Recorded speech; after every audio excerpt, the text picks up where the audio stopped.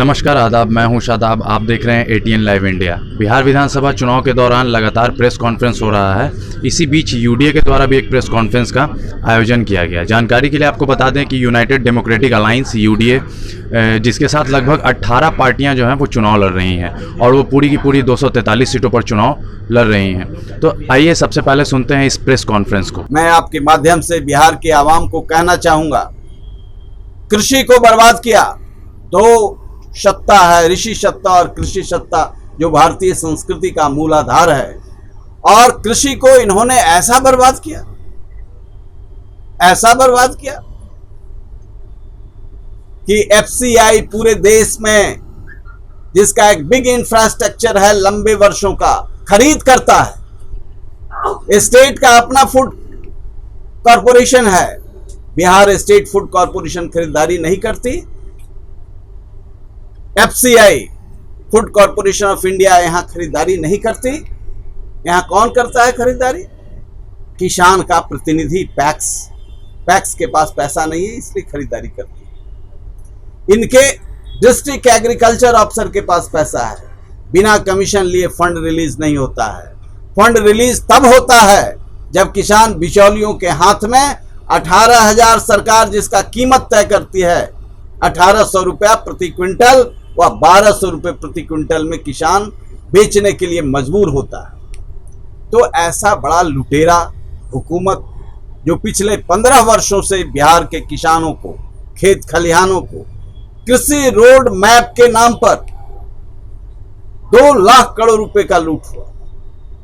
सृजन घोटाला की बात छोड़ दीजिए, अन्य घोटाले, सृजन की तो चर्चा इसलिए होती है कि घोटालों में भी सृजन शब्द का इजाद माननीय सुशासन बाबू ने। इसलिए आज के इस मौके पर यह हम कहना चाहेंगे कि यूनाइटेड डेमोक्रेटिक अलायंस उन मूल्यों को लेकर ऋषि सत्ता, कृषि सत्ता, गुरु सत्ता को स्थापित करने का संकल्प लिया है, ताकि शिक्षक पिटाएं नहीं, शिक्षक को ब्लैकमेल नहीं किया जाए। अभी शिक्षकों को उन्होंने कहा वेतनमान बढ़ाएंगे, लेकिन अप्रैल से बढ़ाएंगे। अप्रैल में आप रहेंगे तब न बढ़ाएंगे। आशा बेआशा हो गया, उसको भी अप्रैल से बढ़ाएंगे। इतना जालिम हुकूमत मैंने देखा नहीं। सिर्फ शब्दों की खेती, और वो भी लोगों को ठगने में। रोजगार दे रहे हैं। कोरोना नाम की बीमारी से, इस महामारी से त्रस्त और ग्रस्त है।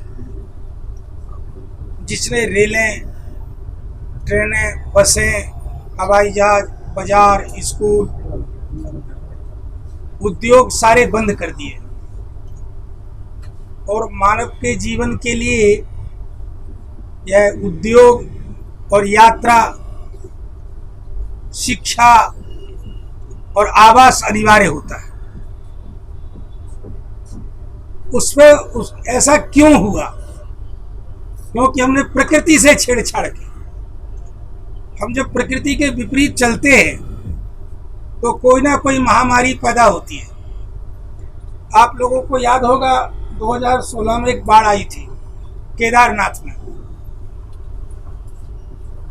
100 बरस से लोग अलकनंदा गंगा नदी पर कब्जा कर रहे थे, और प्रकृति को 1 घंटा भी नहीं लगा, सारा कब्जा साफ कर दिया। प्रकृति से कोई बलवान नहीं है। और हम आज की जितनी भी सरकारें हैं, वो मानव केंद्रित विकास को आगे रख कर के काम करती है। जब मानव केंद्रित विकास होगा तो प्रकृति को नुकसान होगा, और जब प्रकृति का नुकसान होगा तो प्रकृति पलटा खाएगी, तो मानव समाप्त हो जाएगा, सृष्टि समाप्त हो जाएगी। इसलिए विकास जो है वो प्रकृति केंद्रित होना चाहिए।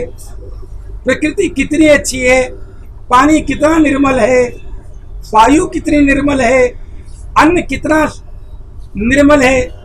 आज अन्न में जहर भरा हुआ है, खेती में विष भरा हुआ है, आदमी में नशा भरा हुआ है, राजनीति में भ्रष्टाचार भरा हुआ है।